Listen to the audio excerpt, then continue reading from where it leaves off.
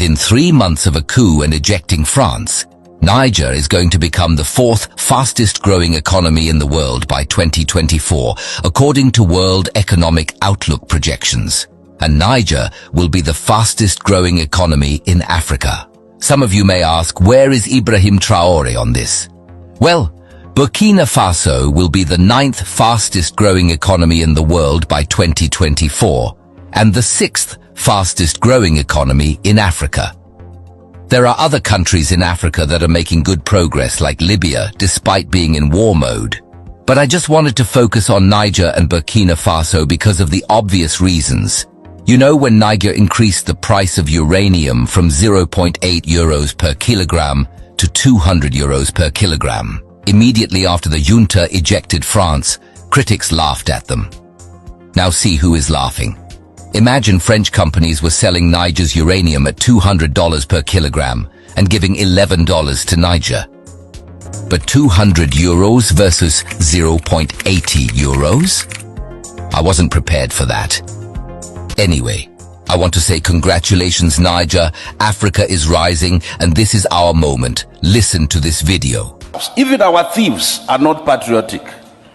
When they steal from Africa, they invest in Europe. They don't believe. The minister said, fix our own government, get a governance system.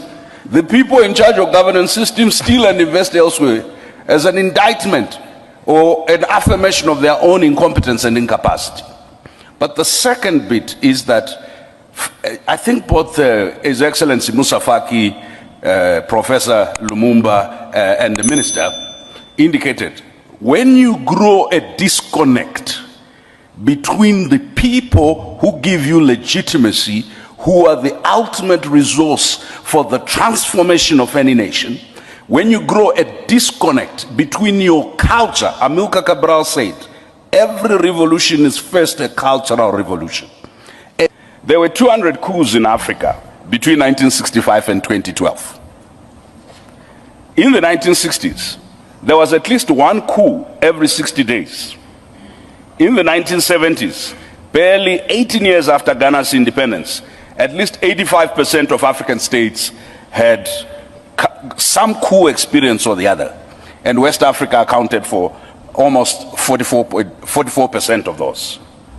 The coups between 1958 and 2008. There was a temporary reprieve in the period post-1990. Some academics have suggested this because Africa had become more democratic.